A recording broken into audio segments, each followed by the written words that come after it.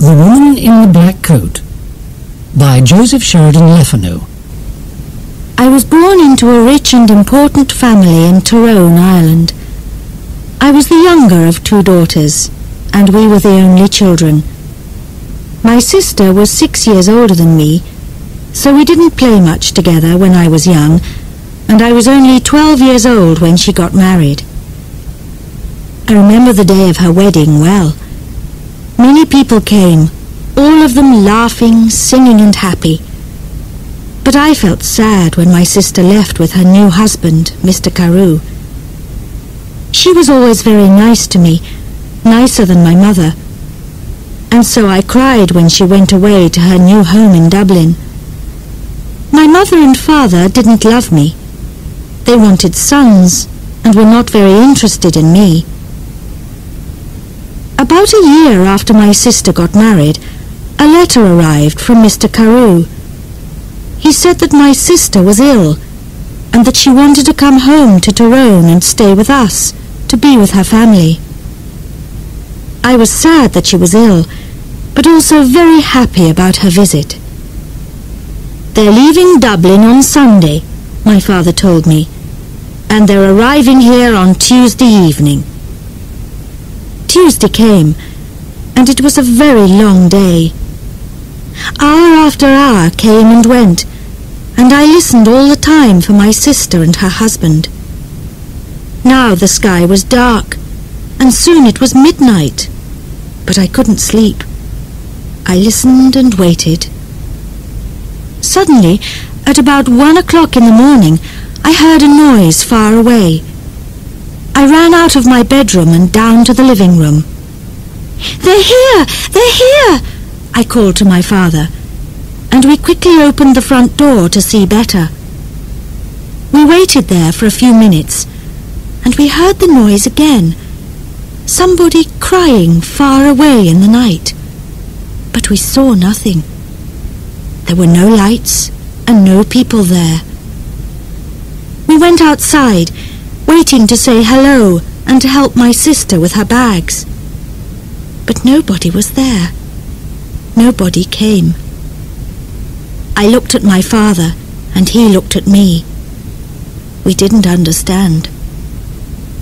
"I know I heard a noise," he said. "Yes," I answered. "I heard it too, Father. But where are they?" We went back into the house without another word. We were suddenly afraid. The next day a man arrived and told us that my sister was dead. On Sunday she felt very ill, on Monday she was worse, and on Tuesday, at about 1 o'clock in the morning, she died, at the same time that we were outside the house in the night waiting for her. I never forgot that night. For the next 2 years I was very sad. You could say that I stopped living. I didn't want to do anything or speak to anyone. Mr. Carew soon married another young woman in Dublin, and I felt angry that he forgot my sister so quickly. I was now the only child of a rich and important family, so before I was 14 years old, men started to visit our home. They wanted to meet me and perhaps to marry me. But I didn't like any of these men, and I thought I was too young to be married. When I was 16, my mother took me to Dublin. "Dublin is a big city," she said. "We're going to meet richer and more interesting men than the ones back home in Tyrone. We can easily find you a good husband in Dublin." In Dublin I began to be happier. I met a lot of friendly people, and I went dancing every evening. A lot of young men came to speak to me and asked me to dance. I liked talking to them. I started to live and laugh again, and I didn't think about my dead sister all the time. But my mother was not so happy. She wanted me to find a husband quickly. One night, before I went to bed, she came into my room and said, "Do you know Lord Glenfallen?" "Oh, yes," I answered. "He's that ugly old man from Cahagilla." "He's not ugly, and he's not old, Fanny," my mother said quickly. "He's from a very rich and important family, too, and he wants to marry you. He loves you." "Loves me? Wants to marry me? But he's making a mistake, Mother," I said. "I don't love him. I can't marry somebody I don't love." "Think about it, Fanny," my mother answered quietly. "He's a good man, and he wants to marry you. You're a very lucky young woman." My mother left the room, and I sat quietly for a long time. Lord Glenfallen was a nice, friendly man, I thought. I didn't love him, no, but I did like him. He always talked about interesting things. I never felt happy at home with my mother and father, but I always felt better when I talked to him. The next morning, when I saw my mother, I said only one word: yes. Lord Glenfallen and I got married the next spring, and 2 days after our wedding, we said goodbye to my family and left Tyrone. 3 days later, we arrived in Cahagilla, and I saw my husband's beautiful house for the first time. It was near a river, and there were many trees and flowers in the garden. Birds sang in the trees, and the sky was blue. I stood next to him and looked at it all, and I felt very, very happy. "Come, my love," said my husband. "You must come in and meet Martha. She cooks and cleans and knows everything about the house." So we went into the house, and I met Martha, a friendly old woman with smiling blue eyes.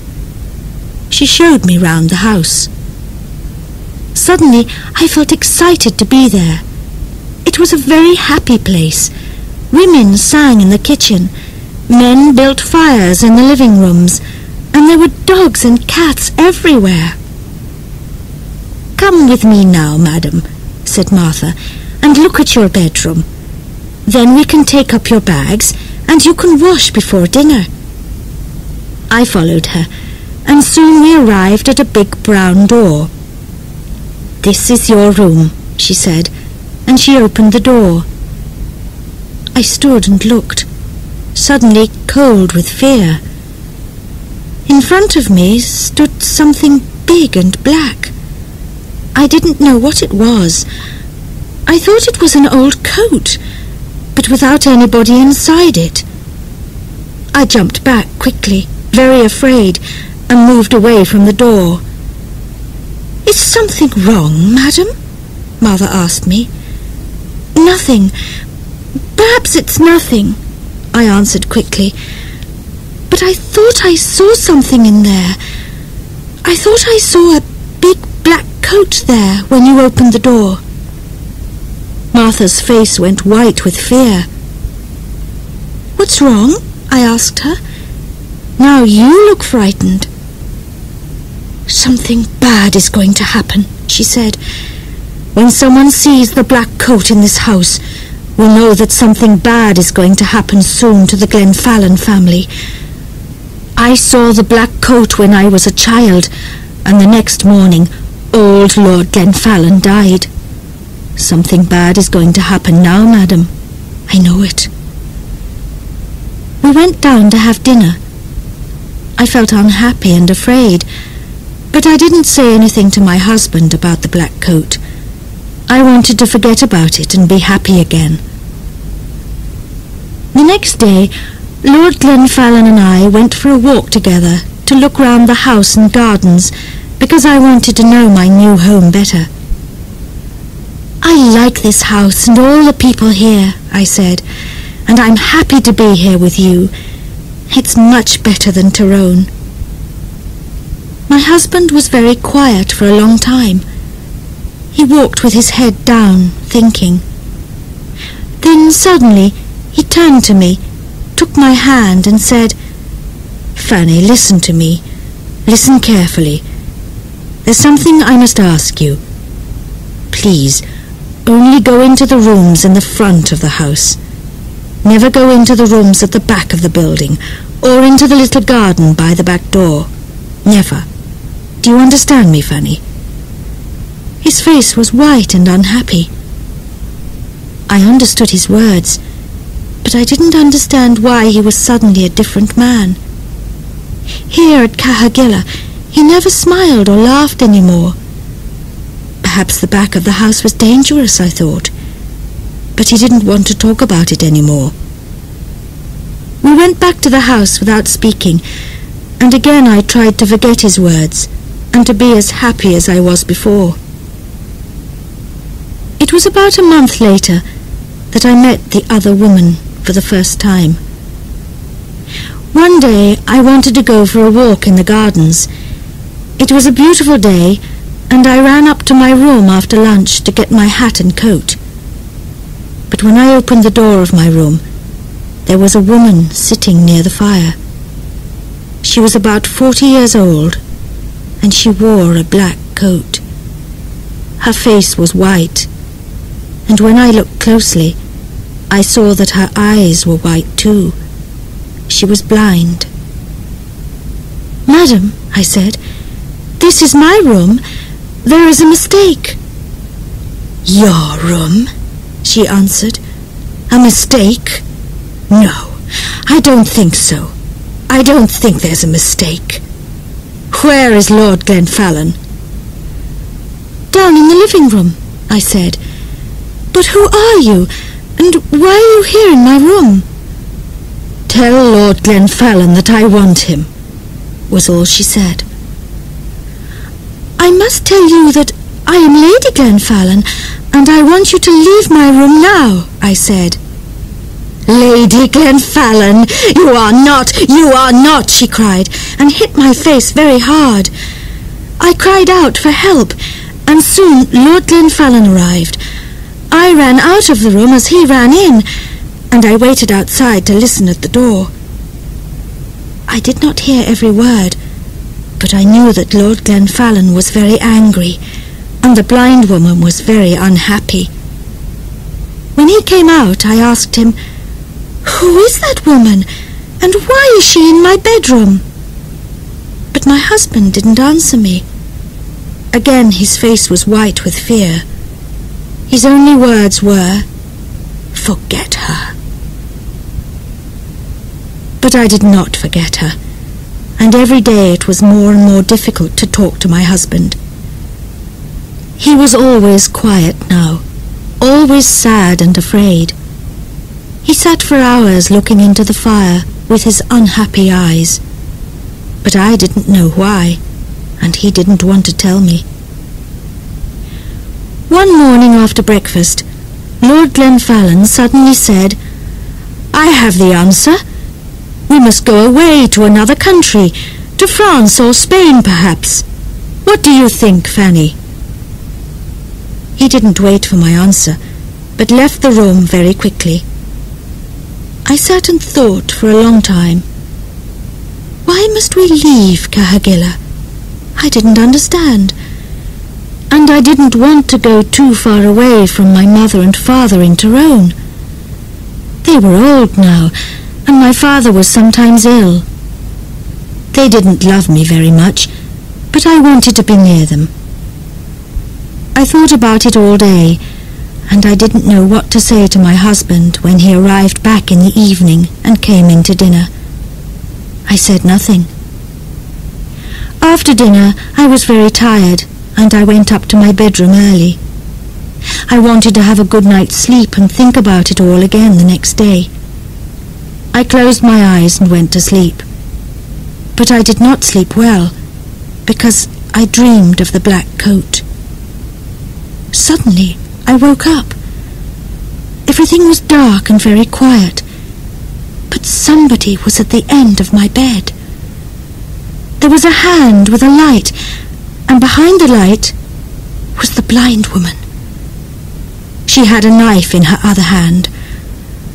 I tried to get out of bed and run to the door, but she stopped me. "If you want to live, don't move," she said. "Tell me one thing. Did Lord Glenfallen marry you?"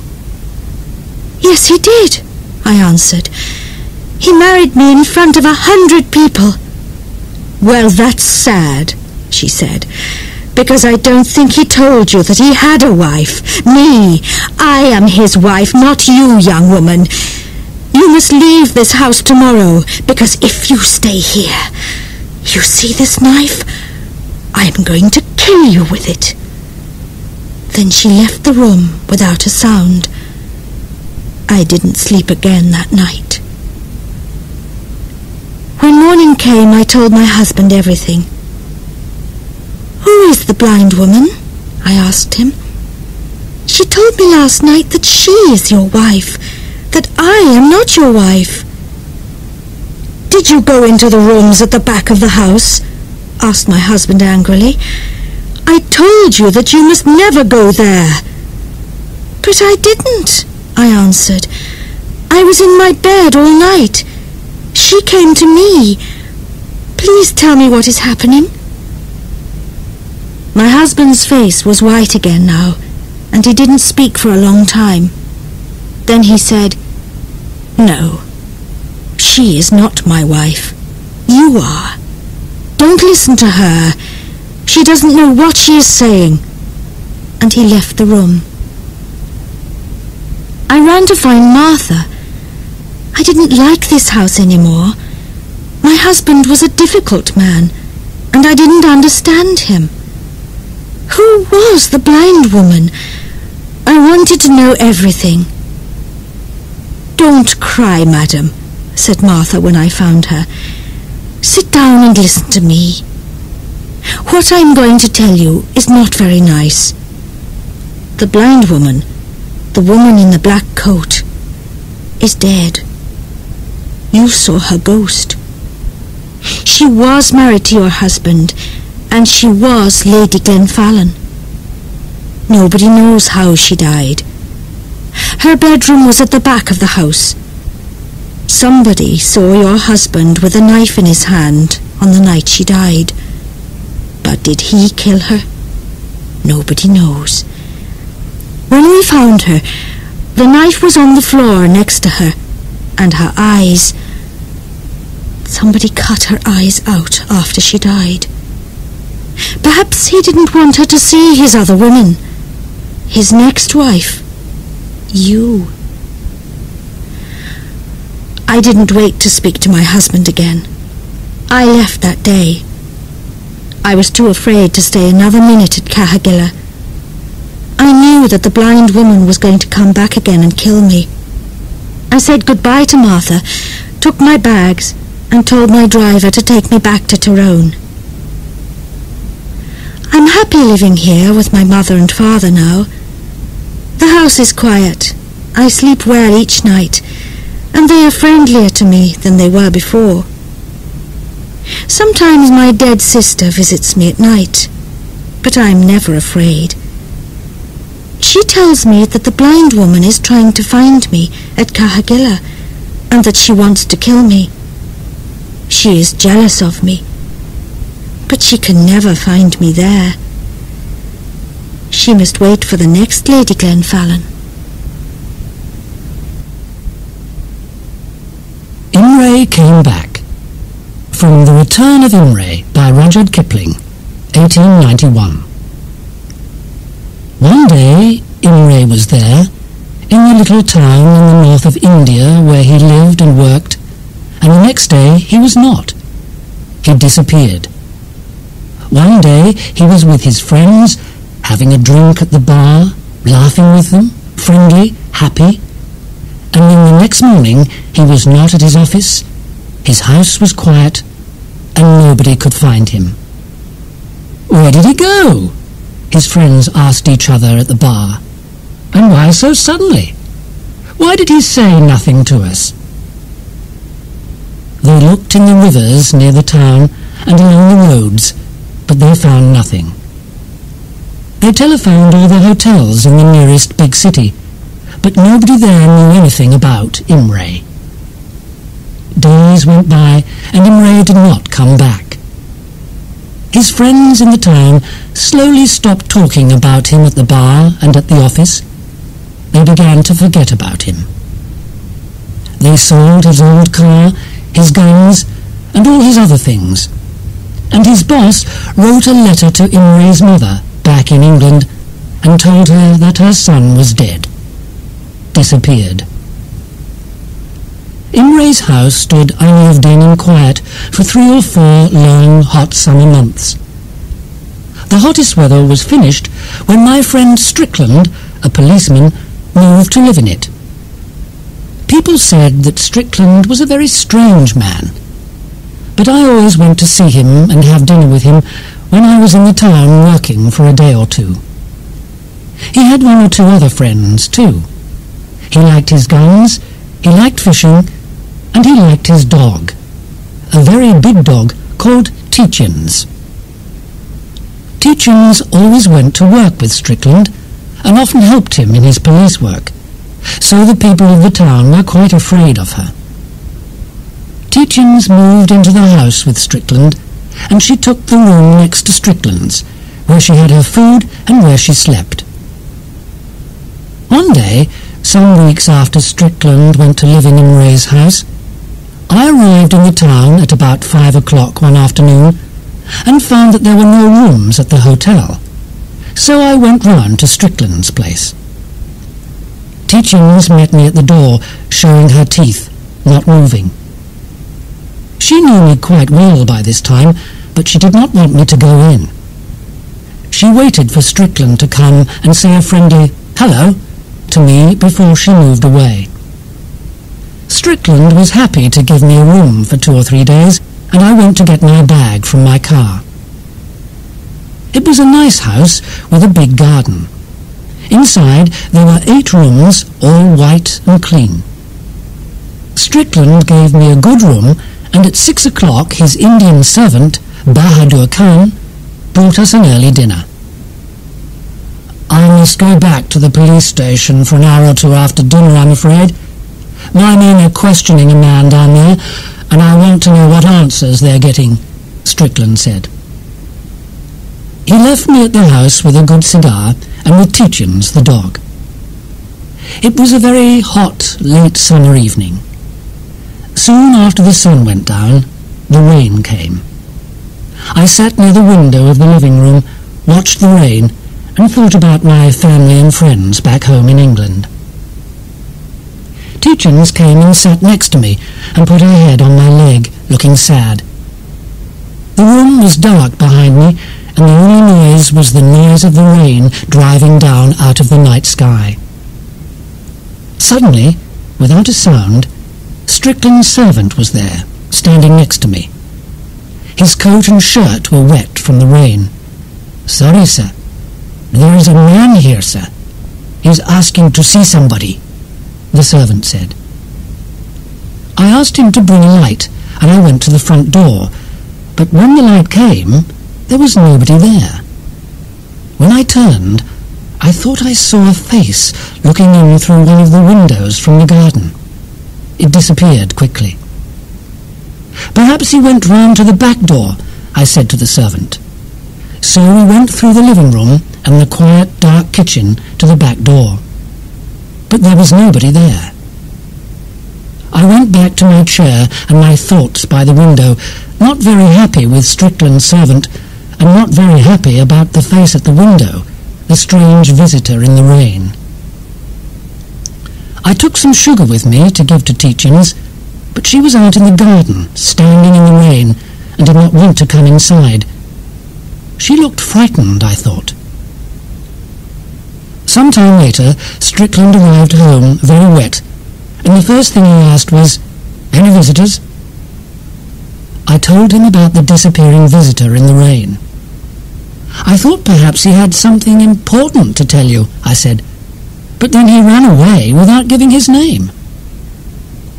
Strickland said nothing, and his face showed nothing. He took out a cigarette and sat smoking it for a few minutes without a word. At 9 o'clock he said he was tired. I was tired too, so we got up to go to bed. Tietjens was outside in the rain, very wet. Strickland called her again and again. He held out sugar for her, but she did not want to come into the house. "She does this every evening now," he said sadly. "I can't understand it. She's got a good warm room in here, but she doesn't come inside and sleep in it. She started doing this soon after we came to live in this place. Let's leave her. She can sleep out there if she wants to." But I knew he was not happy to leave her outside in the rain. The rain started and stopped again and again all night, but Tietjens stayed outside. She slept near my bedroom window, and I heard her moving about. I slept very lightly, and I had bad dreams. In my half-sleep, I dreamt that somebody was calling to me in the night, asking me to come to them, to help them. Then I woke up, cold with fear, and found there was nobody there. Once in the night, I looked out of the window and saw the big dog out there in the rain, with the hair on her neck and back standing up, and a frightened, angry look on her face. I slept again, but woke up suddenly when somebody tried to open the door of my room. They did not come in, but walked on through the house. Later, I thought I heard the sound of someone crying. I ran through to Strickland's room, thinking he was ill, or that he wanted my help, but he laughed at my fears and told me to go back to bed. I did not sleep again after that. I listened to the rain and waited for the first light of morning.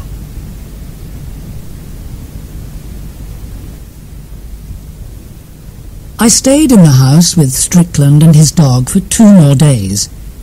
Tietjens was quite happy inside the house all day, but as soon as night came, she moved out into the garden and stayed there. I understood. I was happy in the house in the daytime too, but in the evening and at night, I did not like it. There was something very strange about the place. I heard the noise of feet on the floor, but there was nobody there. I heard doors open and close. I heard chairs move, and I thought somebody watched me from the darkest corners of the rooms when I walked round the house.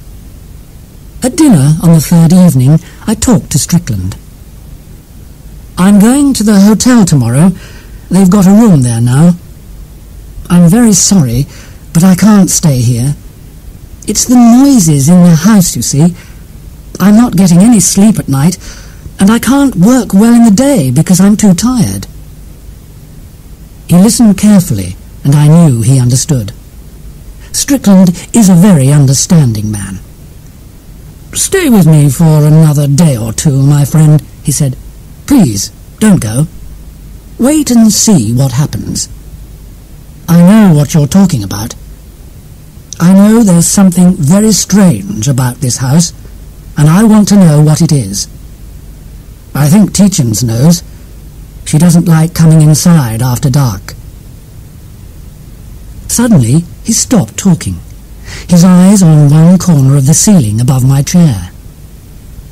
"Well, look at that," he said quietly. I turned and looked up. There was the head of a very dangerous brown snake, called a karait in India. It was looking at us with its cold little eyes from a small door in that corner of the ceiling. I stood up quickly and moved away from that corner of the room. I do not like any snakes. I am afraid of them, and the karait is one of the most dangerous and frightening snakes. It kills so easily and so quickly. "Let's get it down and break its back," I said. "It's very hard to catch those brown snakes, you know," Strickland answered. "They move so fast. But let's try. Bring that light over." I carried the light across to the corner of the room where the snake was, watching it carefully all the time. It did not move.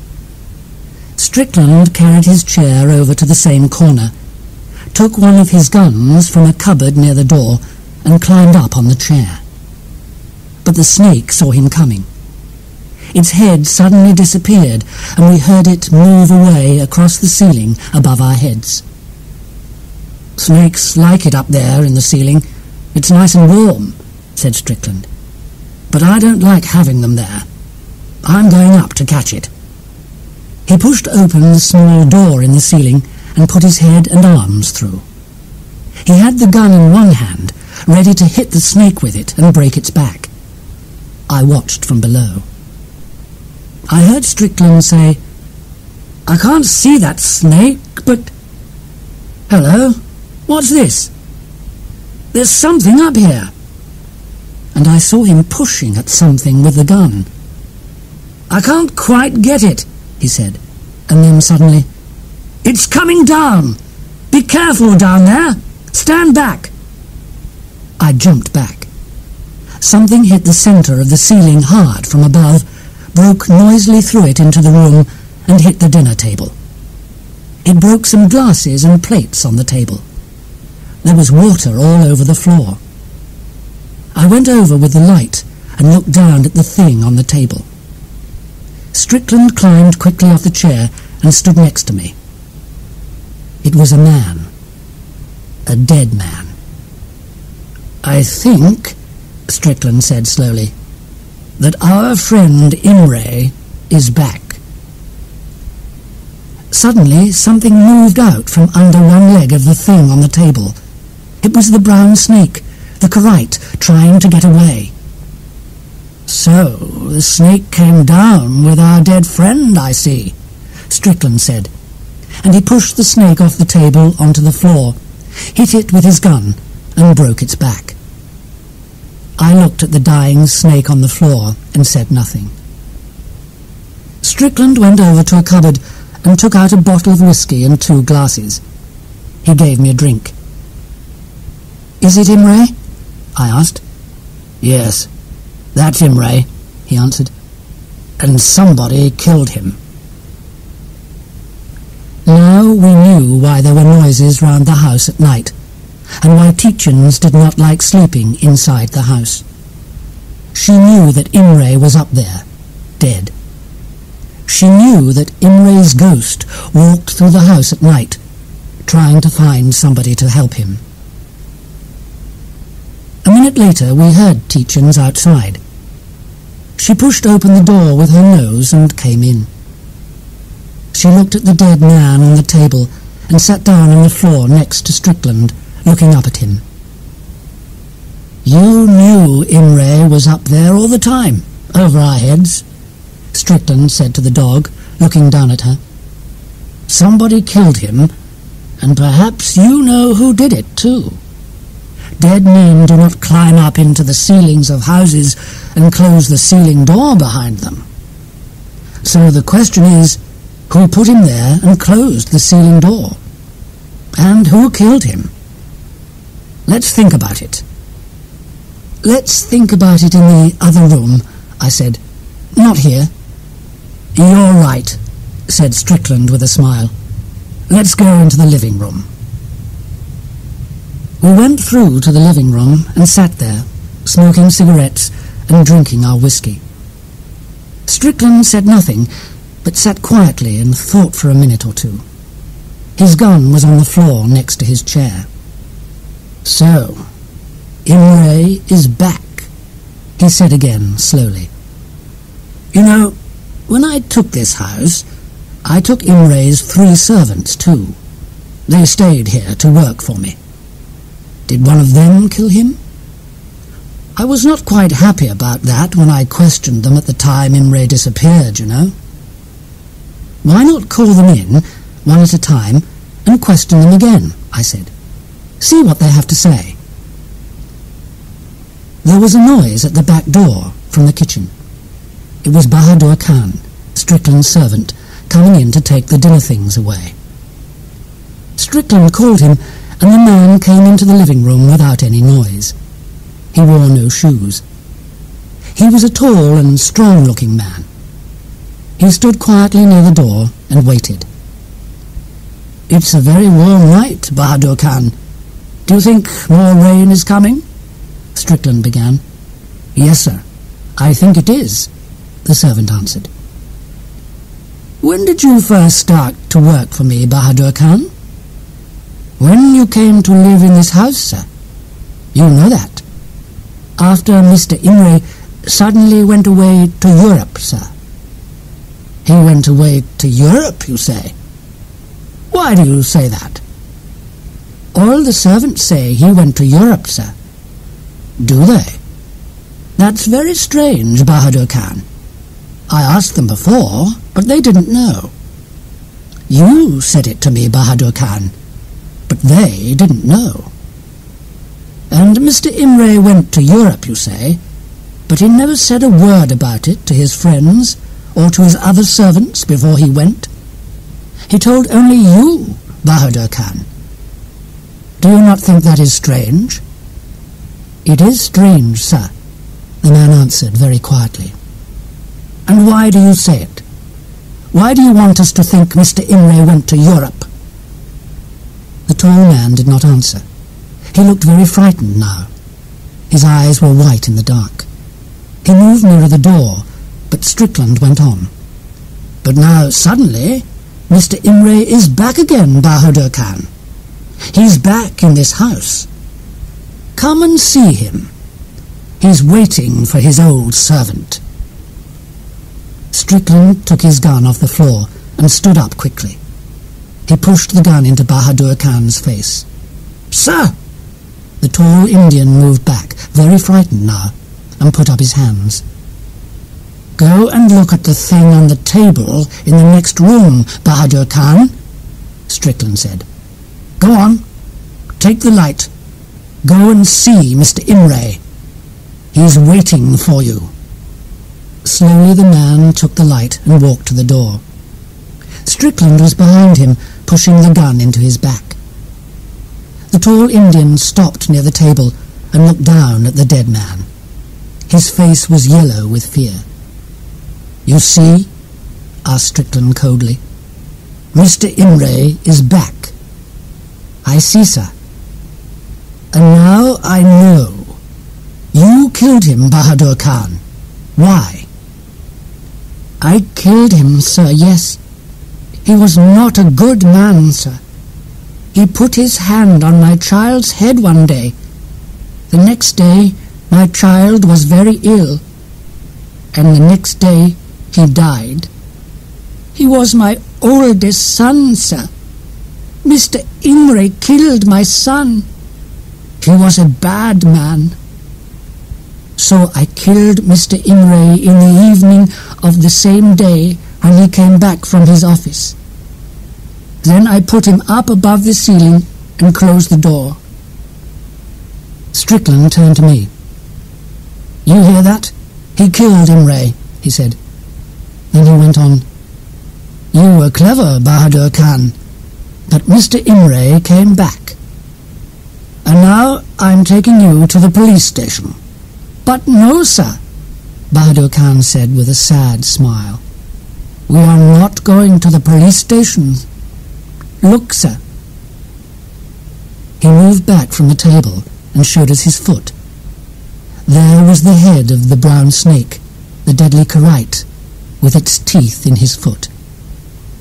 "You see, sir, I killed Mr. Imre, but I do not want to die at the hands of the police. So I am dying now, here. This snake is killing me." An hour later, Bahadur Khan was dead. Strickland called some of his policemen to take the two dead men, Imre and his killer, away to the town. And the ghost of Imre did not walk at night in the house again. That night, Tietjens came back inside the house and slept happily in her room. The Room in the Tower by E.F. Benson, 1912. It was when I was about 16 that I first had the dream, and this is what happened in it. I stood in front of a big red house and waited. Soon a man opened the door and said, "Go through into the garden and have some tea." I went through the living room and the kitchen and into the garden at the back of the house. There were 6 people there, sitting on chairs and drinking tea, but I didn't know them. Then one of the men spoke, and I saw that he was from my old school. I remembered his name, Jack Stone, but I didn't know him well. He told me that the others were his mother, father, and sisters. I didn't like it in the garden with those people. Nobody spoke to me, and it was very hot. I wanted to go home. In the corner of the garden was an old tower, a very tall, thin building. Suddenly, Mrs. Stone turned to me and said, "Jack is going to show you your room now. It is in the tower." I did not know why, but her words frightened me. I knew the tower was dangerous, and I didn't want to go there. Jack stood up, and I knew I had to follow him. Inside the tower, we walked up and up in the dark, and then we arrived outside my room. Jack opened the door, and I always woke up suddenly before I went into the room. I had this dream many times. It was always the same: the garden, the family, the tower, and I always felt very hot and frightened when Mrs. Stone said, "Jack is going to show you your room now." But I always followed him up and up in the dark, and when he opened the door, I always woke up. I never saw what was in the room. Then the people in the dream started to change. Mrs. Stone had black hair in the beginning, but after 15 years her hair was white, and she was very old and weak. Jack got older too, and ill. One of his sisters went away, and they told me she was married. I didn't like these people, and I didn't want to have the same dream all the time, but it always came back to me in the night. Then suddenly the dream stopped for about 6 months. I was very happy, and I tried to forget the garden, the people, and the tower. But one night it all started again.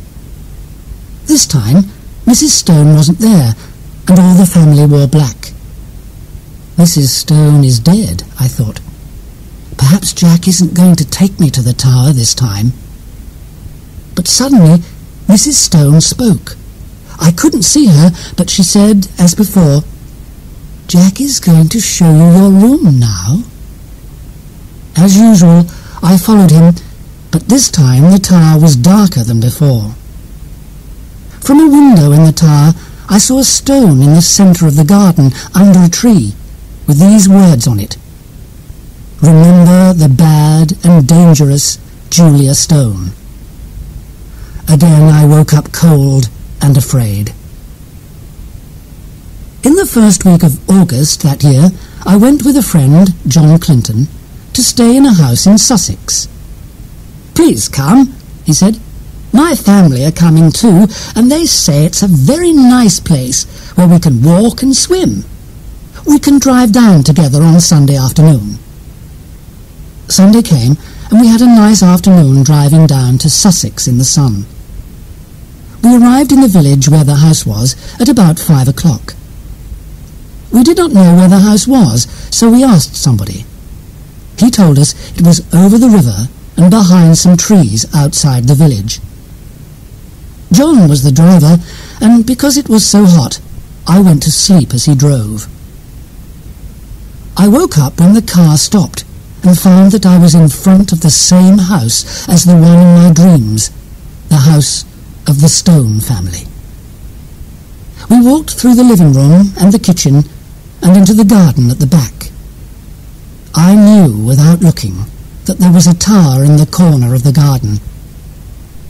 It was very, very hot in the late afternoon sun. I waited to feel ill and afraid, as I always did in my dream. But the people in the garden were not unfriendly. The Clinton family talked and laughed, and I liked them very much. Then Mrs. Clinton said to me, "Jack is going to show you your room now. It is in the tower." And my friend John stood up, His family always called him Jack, and I followed him up to the room. I was afraid when he opened the door, because in my dream I always woke up before I saw the room. But this time I went in. Everything was very nice inside, and my bags were ready for me on the bed. Perhaps it isn't bad here, I thought, and perhaps the bad dreams are going to stop now that I am here, in the room in the tower. But then I saw 2 pictures near the bed, and that same cold fear came back. One picture was of Mrs. Stone, old and with white hair, as she often was in my dream. The other picture was of Jack Stone. His face was ill and angry, as he was in my last dream before this visit. I looked at the picture of Mrs. Stone for a long time.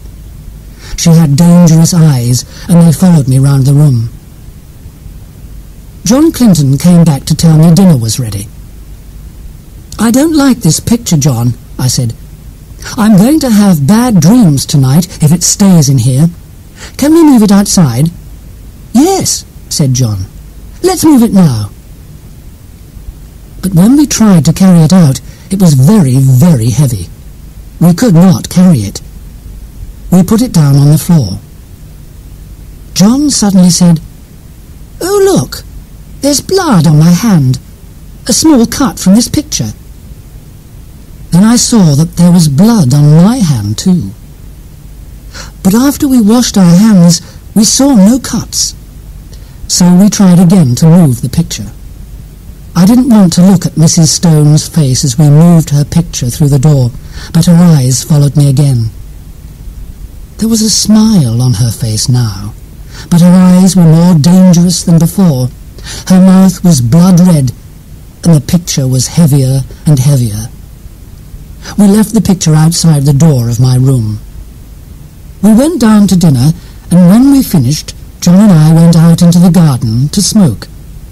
It was a very hot night, hotter than the day, and I didn't much want to go to bed. Suddenly, a dog ran across the garden and sat under the tree I could see from my bedroom window. The dog sat on the place where the stone was in my dream, and it did not move. It was frightened. It sat and looked at the tower for a minute, and then ran away. Next came a cat, and it did the same thing. "Do you see those animals?" I asked John. "Why are they so afraid?" "I don't know," he said. At about midnight we said good night and went to bed. It was very hot, but I was tired, and I thought I was ready to sleep. Without the picture of Mrs. Stone in my room, I was happier, and I didn't think about her dangerous smile or the cuts on our hand. I closed my eyes and slept. I woke up suddenly. I don't know what time it was. The room was very dark, and for a minute I didn't know where I was. Then, with sudden fear, I remembered. A light came on, and I saw a woman I knew, the woman in the picture. I saw those dangerous eyes, the blood-red mouth, the smile. Mrs. Stone put a cold hand on my neck and spoke. "So, you are here in the tower after so many years and so many dreams. Yes, I waited and waited for you. And then I stopped waiting. But at last you came. I am so happy that you came. Tonight I am going to have a good dinner. I am thirsty. I am hungry. I am waiting. Yes, I am so happy that you came after all this time." Again she put her cold hand on my neck, and then her face came slowly down, and her teeth started to cut into me. I was too weak to move, but suddenly I knew I had to get away quickly. I hit her hard in the face, and at the same time I jumped out of bed and ran to the door. John Clinton was outside. "I heard a noise," he said. "What is it? What's wrong?" And then, "Look, there's blood on your neck." "John," I said, "that woman in the picture we took from the room this afternoon, she came back. She's in there now. Her name is Julia Stone." John laughed. "You are having a bad dream," he said, and walked into the room to look. But he came out very fast, as white as me, and said, "You're right. She's there. And there's blood on the bed and on the floor." I don't know how I ran downstairs.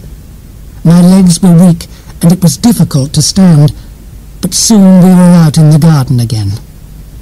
We left the house the next day. About a year later, I went back to the village to ask the people there if they knew anything about the tower and about Julia Stone. One very old woman knew the story. This is what she told me. 8 or 9 years ago, a woman died in that room in the tower where you stayed. 3 times the village people tried to bury her at the church. But each time somebody saw the dead woman's ghost late at night, with blood on her mouth and a dangerous smile. Then we knew that she killed people and drank their blood. We didn't want to try to bury her anymore, so we took her back to the house with the tower and buried her under the tree you can see from the window of that room. There she stays, waiting quietly, sometimes for many years. But people say she visits young men in their dreams, and she brings them here. I think you know what happened